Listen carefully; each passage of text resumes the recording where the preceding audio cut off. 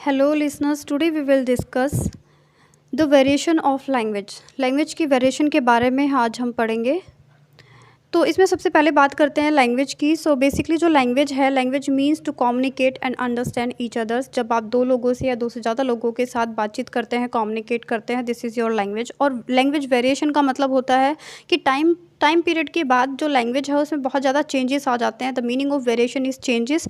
तो जो चेंजेस हैं वो बेसिकली किसकी वजह से आते हैं? जो चेंजेस हैं वो टू मेन उनके रीजंस है जिनकी वजह से जो चेंजेस हैं वो आते हैं। दो तरह के चेंजेस आते हैं। फर्स्ट है आपका डाइक्रॉनिक वेरिएशन और सेकंड है आपका सिंक्रोनिक वेरिएशन।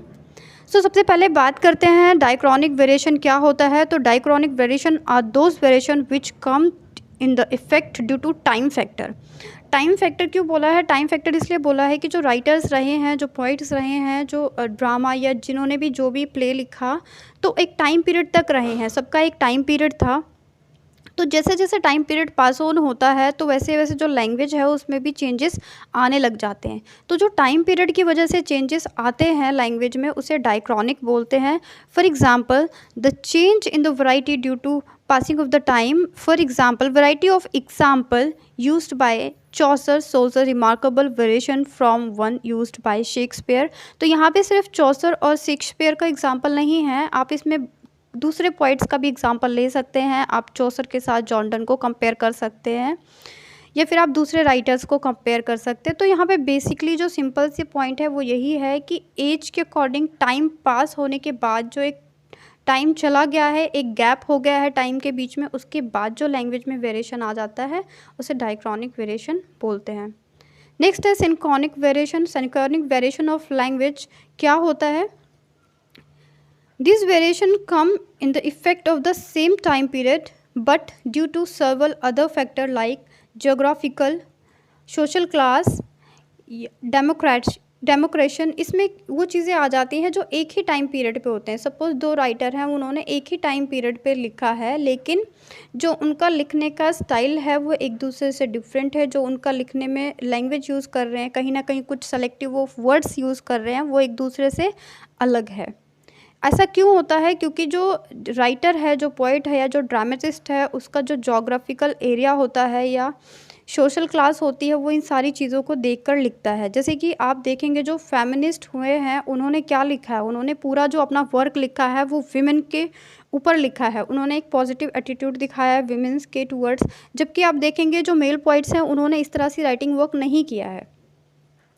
तो डिफरेंस यहीं पे यही है कि एक ही टाइम पीरियड के अंदर जब दो पोइट्स, दो राइटर अपनी जोग्राफिकल एरिया की वजह से, सोशल क्लास की वजह से या डिफरेंसेस की वजह से जब अलग अलग वर्क लिखते हैं तो वो हमारा सिंक्रोनिक वेरिएशन में आता है। इसके अंदर एक और चीज़ आ जाती है कि ये जो सिंक्रोनिक वेरिएशन है ये भी डिवाइड होती है डायलेक्ट में, स्टाइल में। अब डायलेक्ट जैसे कि आपको पता है कि इससे पहले की वीडियो में हम डिस्कस कर चुके हैं कि एक छोटे से एरिया में जो बोली जाती है उसे डायलेक्ट बोलते हैं। तो अब कोई राइटर है, सपोज़ एक इंडियन राइटर है और एक अमेरिकन राइटर है, तो दोनों का जो डायलेक्ट होगा, जो उनकी बोली होगी, जो लैंग्वेज होगी वो अलग अलग होगी। जब लैंग्वेज अलग है, स्टाइल अलग है, एसेंट अलग है, पढ़ने का तरीका अलग है, तो जो उनका कोई वर्क होगा जो वो लिखेंगे एक ही टाइम पीरियड पे लिखने के बाद, सपोज़ अभी प्रेजेंट टाइम पे 2020 चल रहा है और अगर पेंडेमिक के ऊपर उनको लिखने को बोला जाए, कोरोना पेंडेमिक के ऊपर, तो जो दोनों राइटर्स के वर्क होंगे उनमें सेलेक्टिव ऑफ जो वर्ड होगा और जो लैंग्वेज होगी वो दोनों अलग अलग होगी। और क्यों अलग होगी? क्योंकि दोनों का जो एरिया है, जोग्राफिकल एरिया, वो अलग है, दोनों की प्रॉब्लम्स अलग है, दोनों के जो कंट्रीज़ हैं उन पे कोरोना से डील करने का जो तरीका है वो अलग है, दोनों का स्टाइल अलग है और डायलेक्ट अलग है। आई होप फ्रेंड्स आपको समझ में आ गया होगा कि दोनों के अंदर क्या डिफरेंस है डिक्रोनिक और सिंक्रोनिक लैंग्वेज वेरिएशन के अंदर। So if you like the video, like, share and subscribe us. We with us. Good bye friends and take care.